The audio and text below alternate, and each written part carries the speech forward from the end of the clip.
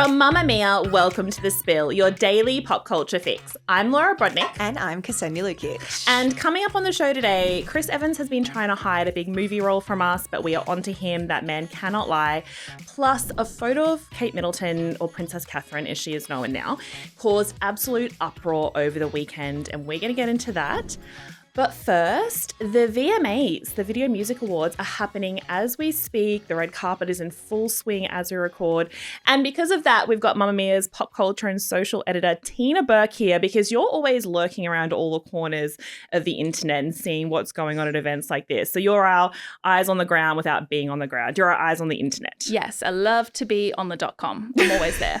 Checking out gettyimages.com.au. Love it. You just have that saved. It is the first thing it's the first thing I see in the morning, and then I open up all my apps and I'm like, what next? All right, well, don't give away all your secrets, especially if it's Getty, because I was hoping it'd be something more than looking at Getty Images. But look, I have 15 browsers open of every major US publication. I'm checking them nonstop. But yes, the VMAs today, very exciting. I feel like the VMAs is one of the red carpets where it's like you get the craziest looks. Like I'm talking like way back where little Kim was wearing pasties and that just like broke before the internet, and it's always been a red carpet where people kind of go a little loose. Yeah, right? Like the Lady Gaga iconic meat dress. Yep. It's had some of the big moments, and even the stars who don't really dress crazy usually, that's their moment to like step it up a little bit. Yes, which I love, because as we've said, everyone's getting a little bit samey on some of the big red carpets because they're so worried about putting a foot wrong. Everyone's using the same stylist. Everyone's doing old Hollywood drag. They all look the same. So at least the VMAs, we see some different things.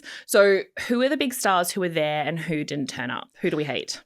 Oh, I mean, hate, such a strong word. Oh my God, Laura Brodnick. Trying to infuse some drama into the event. The VMAs can either be like the most star-studded day on the planet and like everyone's there, like Beyonce, everyone, Taylor, whoever. And then sometimes the VMAs is like, 4 people and the rest, they're for the youths, and that's okay. Okay. But hey, we're for the youths too. We love the youths. Look, I'm on TikTok. I know who's cool. But some of the big ones today are Sabrina Carpenter, Doja Cat, Ariana Grande looking very chic, and then Lady Gaga wasn't there, she was there, or she's there, now she's on a plane. So those were the big stars of the day. Okay, so we'll get into that. But why? So people thought Taylor Swift was going up until the last minute, right? And then a statement came out that she was not going to be there, just in case fans were getting too impatient. And I do respect her decision to not go. It makes me very sad, but I know that I'm getting an album in like T-minus 20 days. I can't count. But would she go if she wasn't nominated? Because she was nominated for Artist of the Year, which I thought she would have won. Yeah, I think obviously she picked up massively last year. Like she won so many awards. Any year she's in like an album release cycle, that's the year she tends to win. She goes whenever she wins, and then like, because they obviously are like, you're going to win, come along. And she goes along. But the thing they've done the last few times she's gone is they've literally had a Taylor cam. They've had a camera that has followed her every move. Like she gets up to go to the bathroom, she talks to someone, then there's lip readers, they watch her every move as she dances and gets drunk and drunker because she loves to have a boogie. That is my favourite part of the show. My fave part, but I wouldn't go if there was a Taylor cam on me 24/7. Yeah, especially if she's not nominated for all the big awards. She's out of that album release cycle, so she could also be accused of taking the spotlight away from everyone else. Yeah. Remember she disappeared mid-ceremony last year, and like they almost called the police on her. We were like, what happened to our diva? And she was probably just backstage. But yeah, there's all eyes on Taylor when she goes anywhere. And I think as we saw at the Grammys this year, like sometimes she plays in and she's like, fine, I'm going to have a great time. But sometimes people really hate her for it. And right now she's gearing up for an album to come out. I just think she's like, whatever, I'll have my fun next year. So fair. Okay, so there was this guy on a yacht and then he brought his girlfriend. Sorry, that's my Uber Eats order. So I did this because while we were researching for today's app, I was like, I need groceries. I need to do my top-up shop without the shop, because the last thing I want to do is go home, pick up my 2 gremlins, take them to the supermarket, have them disrupt everybody, have everyone think that I'm a terrible mother. So I just thought this would be way easier. No, this does sound easier. I'm going to do a top-up shop myself after this because you have inspired me. Okay, we should probably get back to the show. Well, we can talk about then my favourite, Sabrina Carpenter.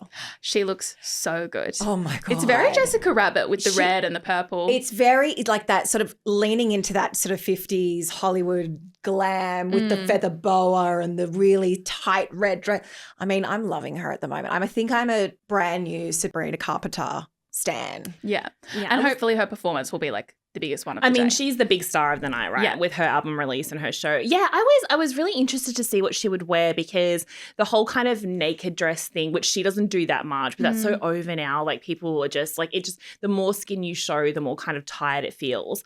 But then everyone's doing that really old Hollywood over the top, so it almost looks like, not like drag, but like they're in a costume. Yeah. And that's always been her look. Yeah. She always does like the huge hair, the huge makeup. Like she looks like a tiny escaped beauty pageant contestant all the time. And it was like, how do you make that look fresh when you do that all the time? You add a purple boa. Yeah, the boa, but also and you I add a guess, sheer element. yeah, I guess the red lace was because she usually goes like a cream Yeah. or a white or a neutral. She does love like a very light pastel color. Yes. Yes. Yeah. So it's a bit more bombshell. For me, Ariana Grande, I love you dearly, Ari, but she's still in her Wicked era. So Well, yeah, because the new movie's coming out. movie's coming out. So like she's still doing those, like she's doing like it's like a black and pink polka dot. There's a peplum element, but she was styled by Law Roach, so she's gone back to Law, famously the man who styles Zendaya. Yeah. So she's looking very Wicked era Ariana Grande, but she's having the time of her life so far. She was having a great time. Yeah.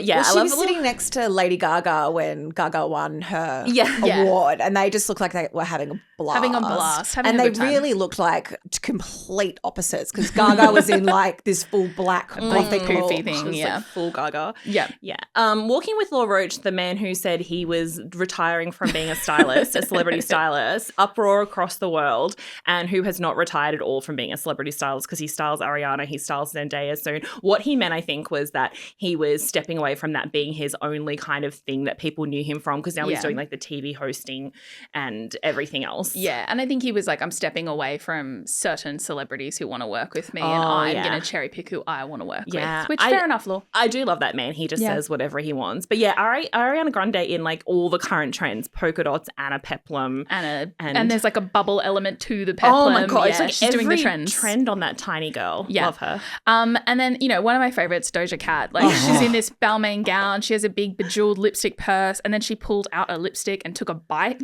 on the red carpet of the lipstick. I'm like, great. We've gone meta in this lipstick world and I love it. It was very like 80s, Yes. this outfit, like Balmain, like a, suit kind of almost Chanel-y tweedy look, big hair, and the lipstick moment. I am questioning if she spat that out or swallowed it. I think it was an edible lipstick from what I saw because she ate it and swallowed it. So it was like a candy in the lipstick. And that was her, how like on the red carpet, like you have some little shtick that's your moment. Yeah. It made me then think of those studies that have been done that every woman in her lifetime eats 5 lipsticks because the amount you put on your mouth and when you like rub it in that you consume it. And I'm like, she's just getting a head start. You would consume so I've much consumed lipstick. at least 10 So lipsticks it's like in my lifetime you're just already. basically Doja Cat. That's all I'm saying. Yeah, I'm a constant lip licker. Hot. I don't know, cool. but I'm always like, blah, blah, blah, blah. Okay, this sounds gross. But yeah, I feel like I would be in your camp as well. Yeah, so she's just getting a head start on that. She's taking it That's further. actually quite demure of her. Like usually I thought the carpet was less stunty this year. It was, yeah, for sure. Except for my favourite, which is Hacks and Too Much Star Megan Stalter. Oh, I was about to say yes. Yes, who showed up in, I don't even understand the ensemble, but she had a bedazzled Dunkin' Donuts cup and she was wearing like a white paper crown and then a white dress with like a corset and like a circle skirt that wasn't attached to her body. Yeah. It was fun. But intriguing. It's that character so Meg Statler, if anyone doesn't know, is a breakout star from Hacks, but also the star of Too Much. Yeah. So when she was on the Too Much press tour, she would go on the press tour as a character, but her character was an actress on a press tour. So she'd come out with these like long blonde wigs and these like little outfits, and she'd like flirt with the hosts and be like, "Oh my God, do you want to ask about my movie?" Or like, "Oh my God, I didn't know I was wearing such a tiny outfit. My bad." Like she'd do all these little things, like little send-ups of what actresses do. Yeah. And I think the Duncan thing is because everyone's obsessed with those little bejeweled Coke bags at the moment. Yeah. Those, everyone's carrying those. That's the new thing to be holding. And so she went the Duncan way. It's like her and Ben Affleck flying the Duncan flag. It's very meta. Didn't she talk about how she was going to sing? Yeah, and I hope she does. She was like, I'm performing tonight. I'm so nervous about performing tonight. Can I please mention my favourite? What's your fave? Ricky Martin.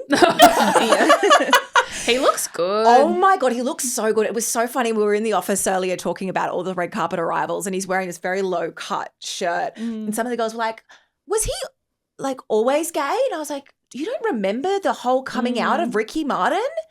And I was like, you don't remember that Ricky Martin was like every girl's heartthrob? And they were like, no. And I was like, damn, I'm old.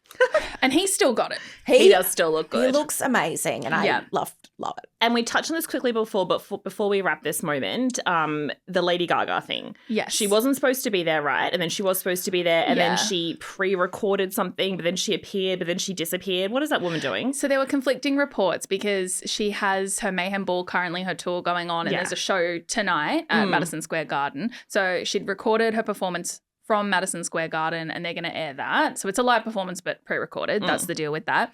Then she wasn't on the red carpet, so all the reports come out. She's not coming, and then next minute she's sitting next to Ariana Grande in the crowd in this massive black feathery ensemble. Then she gets up, she does her speech, she wins Artist of the Year, and then she's like, gotta go. Yeah. Peace out. Gotta go, guys. I got a concert I think to perform. they would have told her, hey, you're actually going to win. And so the power of Lady Gaga that they moved her to the front, and she would have walked off that stage straight out the door and into her car. Into her jet. Can you imagine like the process of her getting ready would have taken longer than she was actually at the awards show? Because that ensemble was full Princess of Darkness. Yes. But the photos, they live forever. So, Tina, we are going to keep you here for one more segment because this has been flagged by you, this particular story, and it is Chris Evans and his supposed return to the Marvel Universe. Now, he was spotted at TIFF, which is the Toronto International Film Festival, for his new movie Sacrifice, and hot damn did he look great. He was buff as hell. He looks so beautiful in that tight T-shirt. Very tight T-shirt. He's like nerdy glasses and looking very cute. But I was doing a bit of a timeline look for you because the speculation is that he's going to return to Avengers Doomsday, which is premiering next year. But his last performance as an Avenger was in Endgame, where he kind of returns back to the past. He returns the Infinity Stones, and that was kind of supposed to be the end of his story. Yeah. But there's been constant speculation. Yes, I'm here to spread a rumor today, and I'm excited about it. Chris Evans made a big to-do about I'm done. He was like, maybe one day, but I'm done. My time has passed. I'm moving on from Marvel. That's his deal. And we're not happy, but it's fine. So he went away from Marvel and he was like, oh, okay, I'm going to go do other things. And then he weirdly made an appearance in Ryan Reynolds' movie. Yeah, but that was his Fantastic Four character. And it was fun and it was a brief cameo and we were all like, okay, sure. But my man Chris Evans was recently, as we loved, in Materialist. Not everybody loved that movie. We loved it. So on the press tour for Materialist, which is like May, June, he was giving us a look that was more like 90s renovation host than Marvel superhero. He was wearing a lot of plaid. He looked a bit more slinky. He had a beard. He looked great. Then his film Honey Don't went on the press tour, which is another movie that we're all excited about, starring Aubrey Plaza and Margaret Qualley, and he was nowhere to be seen for this press tour. And what was his excuse, Tina Burke? So he didn't go to the Cannes Film Festival for the first premiere, and it was his mum's birthday. He couldn't make it, but that was in May. He's used that mum excuse before. How many birthdays is this woman going to have? I don't believe this excuse. So he is a mama's boy famously, and that's very true. The reports were around. They're like, oh, Chris Evans is at his mum's birthday. How sweet's that? But then we get to the rest of the press cycle, right? They're doing the junkets. There's more screenings. They're doing interviews, and he is nowhere to be seen. And what is filming around the same time as that is Avengers Doomsday. Now, if you don't know, Avengers Doomsday, there are nearly 30 returning stars from Marvel coming into this. So it's like Florence Pugh, Pedro Pascal, James Marsden, but also a lot of the OGs like Chris Hemsworth, Tom Hiddleston, and of course Chris Evans' two besties, Anthony Mackie and Sebastian Stan, are also returning. Yeah, so Anthony Mackie is the new Captain America. Yeah. So it's like, is Chris Evans going to be coming back as Captain America? Yeah. But because this whole Avengers Doomsday is like starting a new timeline, because we've got Robert Downey Jr. as Dr. Doom. Yeah. And so he's not Iron Man anymore. This is a whole new universe. So potentially he could come back in as anything. Yeah. So pretty much originally he was like asked about it in June and he goes, it's sad not to be back with the band, but I'm sure they're doing something incredible. And he keeps playing this that like he's not involved. He's denying it. He's vehemently denying it. Then we find out that Captain America's wife, which is Peggy Carter, played by Hayley Atwell, has allegedly been filming in August on the set, pictured on the set of Avengers Doomsday. And this kind of makes everyone go, maybe Chris is coming back. And then when he arrives at TIFF on the weekend and we see that man bulked up and beardless. He has shaved his beard, people. He's put the cap He look has back put on. the cap look back on. He is looking phenomenal. And I have to say, I was watching the tweets. I was watching the videos. I had my eye on this. And my favorite one is someone who was like, I was sitting very close to him in the front row, and Chris Evans is absolutely back for Doomsday or Secret Wars because he was jacked in real life. Like, shockingly so. People around me in the audience were gagged. And he always says he only does that, as every actor says, he only does that for those roles because it's unmaintainable to live like that. And we also know that Cap and Peggy's kids are going to be in this. Yes. Is the room on the street. So even if he's not fully back in the full timeline or the merging timeline or anything like that, it could be a flashback to their life, which we never saw. Yeah. I kind of hate it. I look, I feel like Marvel has really gone off the rails. I love it because I quite love an Avengers movie, but it's all of these new universes and like alternates and all of that. It's very confusing for my small little brain. Yeah. Oh, okay. And I really loved Thunderbolts this year, which kind of brought us back to like, oh, superheroes saving people. Like it was that bit smaller. You didn't need to know the context of everything. Yeah. But Doomsday is going to be bringing together Avengers, Thunderbolts, Wakandans, Fantastic Four, and the X-Men. Okay, so That's also a with lot the of people. X-Men, they're recasting basically everyone apart from Professor X and Magneto, which is famously Patrick Stewart and Ian McKellen as Magneto, who were like the OGs, which they didn't recast. So I'm very confused. Yeah. Well, in all the little end scenes, it explains how like the different timelines are merging and intersect. everything. Yeah. Yeah. I just I understand what they're doing, and I understand that Marvel was faltering in this new phase, but I'm a little disappointed in Robert Downey Jr. I know he's doing it for the money, and I know he's doing it because the Russo brothers put an emergency call to him and was like, "We need you." But him coming back as Doctor Doom, I don't love. I don't love that It feels a either. bit cheap and gimmicky, and Yeah. it's like you've got to back your new cast. And yeah, Chris Evans, I don't hate. I just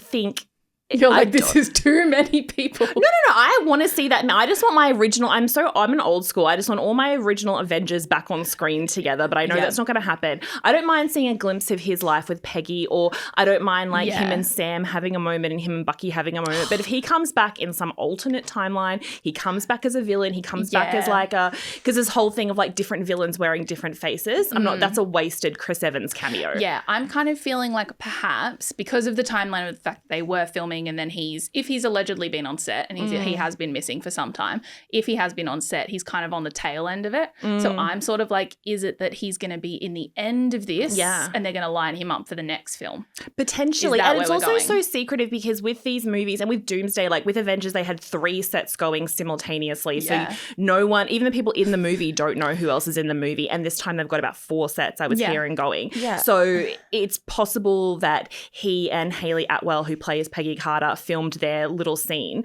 and then he had to get jacked for that, but no one else in the movie even knows, so they can keep it a secret. And let's not forget all the decoy scripts they leave lying around. Like, again, my tiny little brain cannot like comprehend all of these changes. But I love this theory, Tina. I think I'm on board with it. Important to spread rumors, and when someone looks to me like they've been spending 7 to 10 hours in the gym a day, and they are famously only that hot when they play America's Ass, I have things to say. And also he wanted to prove himself as a proper actor, and he feels now that boy feels like he did that with Materialists. Well, I mean, so maybe that's going to bring him back around. Well, he did, but also at TIFF for this screening where he looked so fantastic, he did get asked about, was it too close to home to play a failing actor on screen? And I was like, leave that man alone. He's trying. He's trying. And the movie got panned too. It has, but his performance has been lauded as like very comedic, very fun. Yeah. People are really enjoying him a funny only in this guy. movie. And like I say, bring him back to stardom. I love that man. Let him shine. Yeah, let that poor,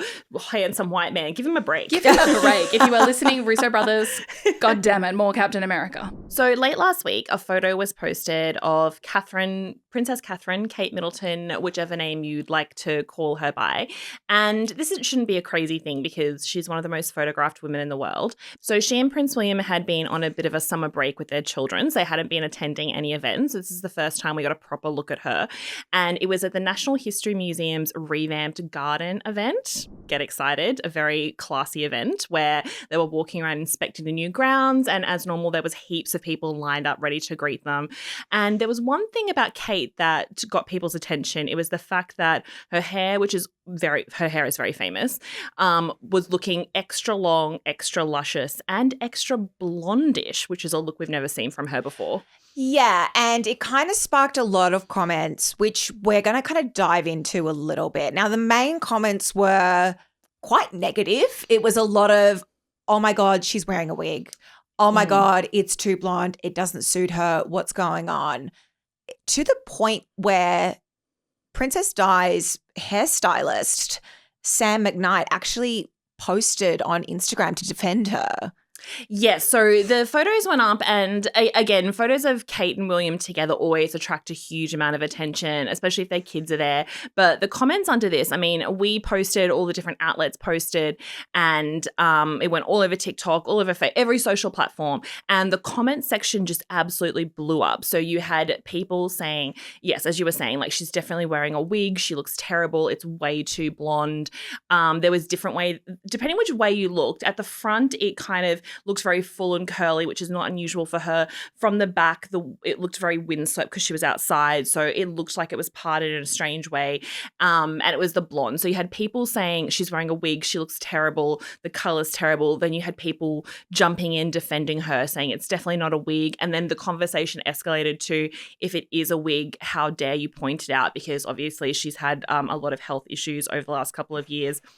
And I think people were really thinking back to that moment in time where that whole story of her being missing took over the world, and people thought that there was a decoy being used. They thought she was in hiding. They thought she'd escaped from Prince William, and then she did that video saying that she'd had a cancer diagnosis. Yeah. And that's why she was laying low. And then people are saying like it's really poor taste, which it is, to not only question a woman's hair but question it when you know that she's been going through health struggles. Yeah, I mean, the majority of last year she was going through chemotherapy, radiotherapy, which was confirmed by the palace. She never confirmed what kind of cancer she has. She's now in remission. They did announce that earlier this year. But as you know, with chemotherapy, often hair loss is one of the side effects of chemotherapy. There was one report that I saw where she was visiting the hospital and she was talking to a woman who was receiving chemotherapy who was wearing a cold cap. Now, cold capping is when it can help to prevent the hair loss. And the woman actually asked Kate, did you cold cap? And Kate said no. So there is a very real possibility that this woman has lost her hair, which, as we know, has been something that's always been in the press about her, is that she's had really long, beautiful hair. And for many women, that is a really big part of their identity is their hair. So I think a lot of the backlash comes from you're criticizing a woman who has just experienced a really difficult year health-wise. We know she's gone through cancer. We know she's gone through chemotherapy. And now you're drawing attention to her hair, which may or may not be a wig. Like it felt really icky to me. And then the other interesting part of that is that then just early this week, more photos came out of her at a different event, and she was back to her more natural, like kind of light, or the hair color that she had when she first was in the public eye more than a decade ago was that kind of lighter, richer brown. So then people were speculating, has she changed the wig to have a more natural one, or did she go and get was she in like a transitional phase when she was getting her hair color changed, and you know how like you can lighten your hair to darken it and that sort of thing. So speculation is still rife.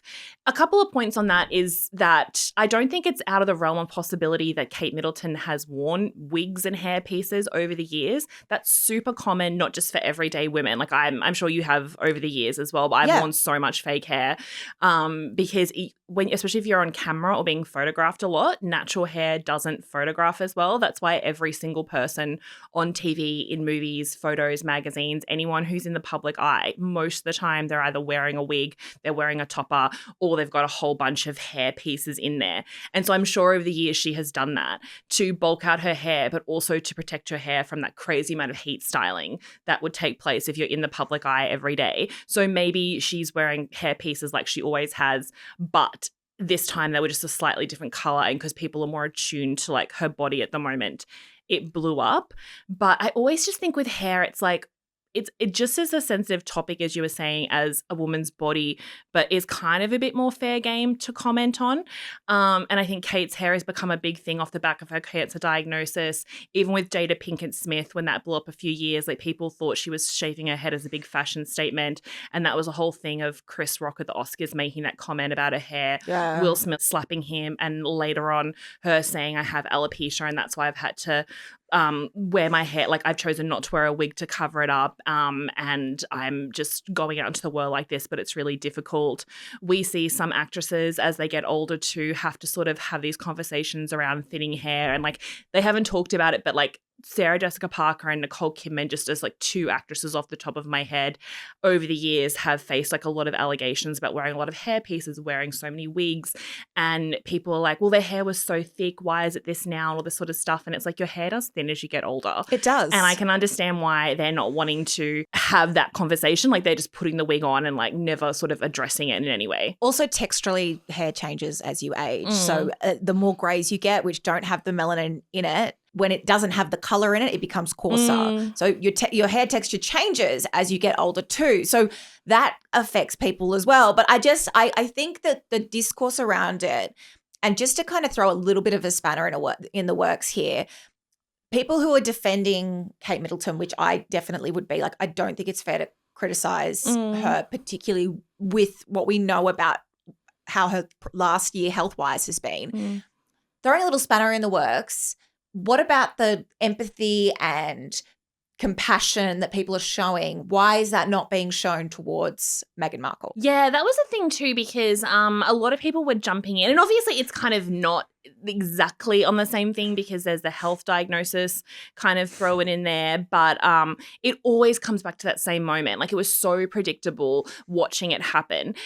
Is that the photo came up, the comments went crazy, people posted about it, all these big traditional news outlets picked it up and started running all these articles around the backlash to Kate's hair, and then all of a sudden this other side of the internet came bursting up, as they always do, saying like, how dare you call out this, showing a photo of Kate, without calling out this, showing all these photos of Meghan Markle where she's like walking on the beach and her hair's like all, it's got wind and sand in it, or showing her hair looking a bit stringy, or showing her hair looking a bit flat, and immediately having to draw that line. And the other thing too is, like, if you're a woman of color, especially in Hollywood and stuff, and especially in the public eye, that's always been a huge thing of like telling women that they won't be attractive if they're women of color, of showing their natural hair, saying that they have to wear wigs or hair pieces or have it straightened, or not having someone on set who knows how to do textured hair. And so I just thought that was a terrible line of shaming a woman who's had cancer for her hair by drawing a direct line to a woman of color and what her hair looks like. It was just a bad day to be on the internet. I think it's because the Meghan Markle, loyalists will try and be like, well, look, you can't say this about her and then not say that about her. Again, I totally agree with you. It's a very, very different situation. I think Kate Middleton is obviously going through a lot right now. I mean, we saw it at first before they actually announced the cancer diagnosis, the Mother's Day photo debacle last year where she photoshopped photos. She had to come out and say, yes, I photoshopped them because I edited my pictures, maybe because she wasn't looking well. But both of them are under such scrutiny. In fact, the whole royal family, particularly the women in the royal family, are under such scrutiny that no matter what they do, whether they're quiet or they speak out, they're going to be criticized for it. And I think in this instance, it's best to show some compassion and empathy for someone who doesn't want to deal with something as personal as a cancer treatment with the entire world. Yeah, and I think a lot of people, because some people said crazy things when they thought that she had been replaced with a body double or stuff like that. And honestly, some of those rumors looking back on them are absolutely crazy. So I think now people are going too far the other way of like, don't leave her alone, don't say anything. But there's also the possibility that the woman just wanted a different hair color for summer. There's also, like, she's probably just sitting in her palace right now with William sitting in the corner, like, being very unhelpful, being like, it was summer, I was out and about, like, I just wanted to, like, lighten my hair and try it. I've had the same hair for the last 20 years. We've all had a blonde stage in our life. We just mostly do it in your very early 20s, which I think she did as well. Like, there's photos of her with the wild streaks that everyone gets in their early 20s. But there's a possibility she and her hairdresser just sat down to do some maintenance, and she was like, I want a new look. and she went a bit blonder than normal and potentially it photographed strangely or weirdly. Yeah. And now everyone's gone crazy over that. Yeah, I also saw it from a couple of different angles and it didn't look as blonde as some of the photos. It was just also earlier. more ringwoody than she normally does. Yeah, and it but was again, bigger at the crown. So Yeah. I think that's why I think because of the bulkiness at the crown of their head is why people were speculating it was a wig. But even if it was, God forbid the woman try and who gives anyway, who gives a shit? But let's talk about it for 10 minutes. I know. Well, that's important for us because we're living vicariously through Kate Middleton's hair. But then the sad thing is that she potentially tried something different and then she's put it straight back. So people put the fear of God into her and she'll probably never try any. And what world is this if Kate Middleton can't experiment with her hair? I know. She looked beautiful. She went to a rugby game and she had the sort of slicked back, more brunette, chestnutty colour. Yeah. And she did look beautiful. I know she can't, but I would love her to just step out now in like a platinum Bonron wig, a red wig, a bald cap, a buzz cut, a long black Morticia Adams. Like if I know she can't because she's the new Queen of England, but or will be the Queen of England, but I would just love her to just go crazy with the wigs to kind of like maybe some throw like people. maybe some really, really long nails that aren't beige. Yeah, just to throw people. I mean, that was the big takeaway from Meghan Markle's Netflix show is like the only thing she said about the royal family is that she couldn't really fit in because she couldn't wear beige pantyhose every day. And I was like, I 100% think that you severed your ties with the royal family over pantyhose. Like, women can't live like that. So either way, Kate Middleton looks great. People on the internet are crazy. Just another day.